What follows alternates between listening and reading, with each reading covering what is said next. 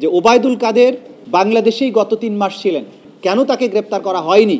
16 বছর ধরে বাংলাদেশে যে সমস্ত এনফোর্সড ডিসঅ্যাপিয়ারেন্সের ঘটনা ঘটেছে, নিষ্ঠুরতম পন্থায় মানুষকে বছরের পর বছর গোপন কারাগারে আটক রাখা হয়েছে, তাদেরকে নিষ্ঠুরতম পন্থায় হত্যা করে তাদের লাশকে নদীতে বা খালে বিলে ভাসিয়ে দেওয়া হয়েছে, ডুবিয়ে দেওয়া হয়েছে। এই অপরাধগুলোর সাথে তদানীন্তন প্রধানমন্ত্রী এবং অপরাধের নিউক্লিয়াস শেখ হাসিনা সরাসরি সম্পৃক্ত ছিলেন মর্মে সেই কমিশন তাদের মতামত ব্যক্ত করেছেন।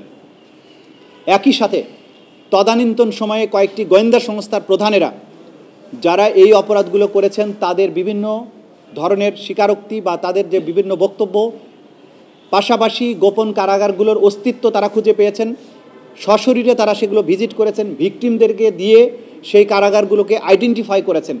এই সমস্ত অপরাধের যে অংশটুকু, সেই অংশটুকুর ব্যাপারে আমরা তদন্ত কমিশনের রিপোর্টের মাধ্যমে যে তথ্য প্রমাণাদি পেয়েছি, সেগুলোর ব্যাপারেও ট্রাইব্যুনাল এই অপরাধগুলোকে তাদের তদন্তের জন্য আমলে গ্রহণ করছে। কোয়ালিটি সম্পন্ন আন্তর্জাতিক মানের CMT 500W CSRM committed for better still. এবং এই ব্যাপারেও আমরা রিপোর্ট প্রদান করব। একই সাথে শেখ হাসিনার বিরুদ্ধে গণহত্যা এবং গুম সংক্রান্ত যে অপরাধ, সেগুলোকে মিলিয়ে তদন্ত রিপোর্ট দাখিল করতে হবে। সেই ব্যাপারে আমরা সময় চেয়েছি, আদালত 2 মাস সময় দিয়েছেন।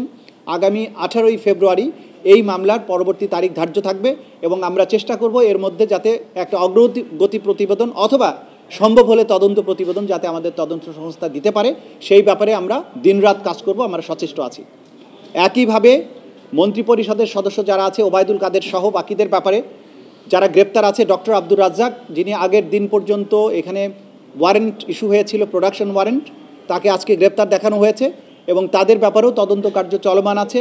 এবং এই মন্ত্রীদের মধ্যে বিশেষ করে 2-1 উপদেষ্টা যারা গুমের সাথে জড়িত ছিলেন, যারা গুমের মধ্যে 2-1 জনকে ছাড়ানোর ব্যাপারে ভূমিকা পালন করেছিলেন এবং তাদের এই গোয়েন্দা সংস্থাগুলোর যারা সম্পৃক্ত ছিলেন, তাদের সাথে গুম কমিশনের ইন্টারভিউর মধ্য দিয়ে এটা দেখা গেছে যে প্রধানমন্ত্রী হাসিনার নির্দেশে যে তাদেরকে রাখা হয়েছে, তার ইচ্ছা এবং অনিচ্ছায় কাউকে আটক রাখা বা ছাড়া হতো, সেগুলো গুম কমিশনের তদন্তে আমরা পেয়েছি। এই বিষয়গুলো নিয়ে আমরা এই তদন্ত করছি এবং এগুলোর রিপোর্ট একসাথে আসবে এবং সব কিছুর বিচার একসাথে হবে। পাশাপাশি আমরা আদালতের আজকে দৃষ্টি আকর্ষণ করেছি যে ওবায়দুল কাদের বাংলাদেশেই গত 3 মাস ছিলেন।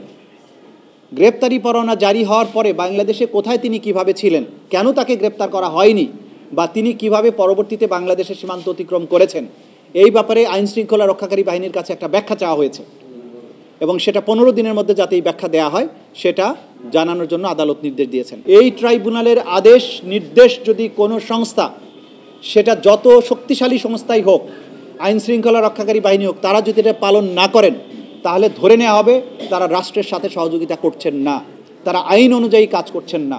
আমরা প্রথম অবস্থায় তাদেরকে শুধুমাত্র এটুকু বলবো যে আদালতকে সাহায্য করতে হবে আপনাকে, এটা আপনার আইনগত দায়িত্ব, রাষ্ট্রের প্রতি আপনার আনুগত্যের প্রশ্ন। যদি কেউ আদালতের নির্দেশ পাওয়ার পরেও কোনো অপরাধীকে পালাতে সাহায্য করেন বা অন্য কোনোভাবে ফ্যাসিলিটেট করার চেষ্টা করেন, আইন অনুযায়ী কিন্তু অগ্রসর হওয়ার সুযোগ আছে।